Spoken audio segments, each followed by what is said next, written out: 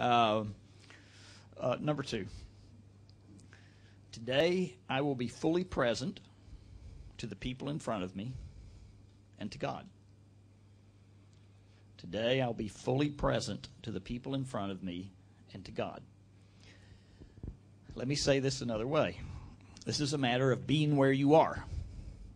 Okay, sounds easy, right? I've done a lot of camps and retreats like this. The count's probably up in the hundreds by now. And one of the great things about doing an event like this is I can always be pretty sure that the most important stuff that's going to happen is not going to happen while I'm talking. It's going to happen when you're out there spending time with each other. And what I want to ask you to do is, while you're here, be here. One of the most impressive things about Jesus is, as he goes through life, he can have an encounter with a person that lasts for 5 minutes, but for those 5 minutes, it's as if that person and Jesus are the only two people in the world who exist. He's that attentive and present to them. Now, I have to admit, I'm a little old-fashioned. I'm not a big fan of multitasking. I tell the young people, we had another word for multitasking when I was growing up. It was called being rude. I really like technology. I love my cell phone. Unlike my students, I am not ready to propose marriage to it. I took a guy to lunch one time. His cell phone rang 3 times. In the first 10 minutes, he answered it all 3 times. We were trying to have a very serious conversation. I finally got so frustrated, I pulled out my cell phone, turned it on, and called him. And I said, it's obvious that everybody who calls you gets more attention than I do. I thought I might just give you a call. Okay. So he turns his phone off, and I turn my phone off, and now we're together. Okay, but it's not just a matter of technology. That's a problem. But the other problem is we're just so distracted. When we're with people, we're always thinking about what's coming next. We're not really there with them, with our body and our minds and our hearts. And those of you who've been at this a while have already discovered this deep, secret truth of ministry. Often, the most important ministry you do is while you're on your way to do what you think is the important ministry. And if you're present to people along the way, then it's amazing what kind of stuff happens. Even though I am a theologian and a philosopher, do you know what a theologian is? You have to know what a philosopher is first. A philosopher is a blind man in a dark alley looking for a black cat that isn't there. A theologian's a blind man in a dark alley looking for a black cat that isn't there, who thinks he's found it. Even though I'm a philosopher and a theologian, I actually prefer to read novels. I don't like to read philosophy because it bores me, and I don't like to read theology because I don't understand it. I read a theology book, and I can always imagine Jesus reading this book saying, I just don't get it. But I don't like to read off the American bestseller list because you're probably not aware of this, but on the American bestseller list, you basically have the same people writing the same book over and over with a different title. So I read the New York Times Book Review just to find interesting books to read. And there was this one book that really caught my attention. Written by great American author Calvin Trillin, called Tepper Isn't Going Out. Let's see if you can relate to this. Tepper lives in New York City, and New York City shares something I found in common with Singapore, and that is there is no place to park. And Tepper has an unusual hobby. His hobby is to drive around New York looking for the perfect parking place. That's his hobby. And when he finds a good legal parking place, he will park there for as long as it's legal. Like if it's 2-hour parking, he'll park there for 2 hours and read his newspaper, and that's his hobby. Okay. Other New Yorkers do not understand this behavior. they'll see him sitting there in the car reading his paper, and they'll say, "Are you coming out of there?" And Tepper isn't going out, not until his time's up. A newspaper man finds out about this. He thinks it's really interesting, so he writes a news story about him. Then the other New Yorkers wonder, what is it that Tepper knows that we don't? And so they start watching for him. And when they see Tepper's car, they will line up outside his car waiting for the opportunity to get into his car with him and sit there. They'll knock on his window and say, "Can we come in and sit with you?" And he says, "Sure, why not?" And they'll come and they'll sit down, and for the time they're in his car, they will tell him all of their life's problems.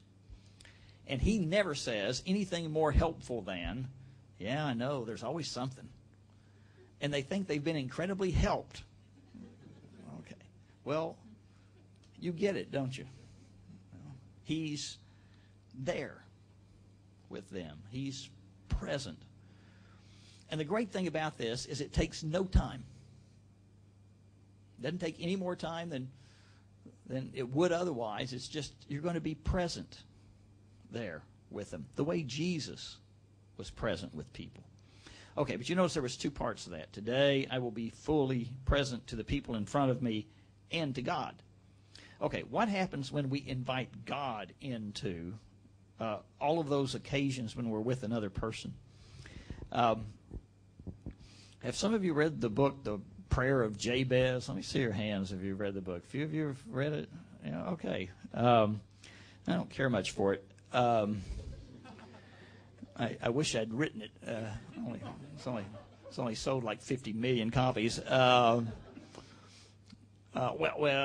He's misread the text upon which the book is based. That's pretty clear. The examples are too triumphalistic. But there is one idea in the book. There's a totally life-transforming idea. He says, what would happen if we went through life asking God to give us some ministry? And I think about that in a different way. I think about it as, what would happen if I tried to make every moment a kingdom moment?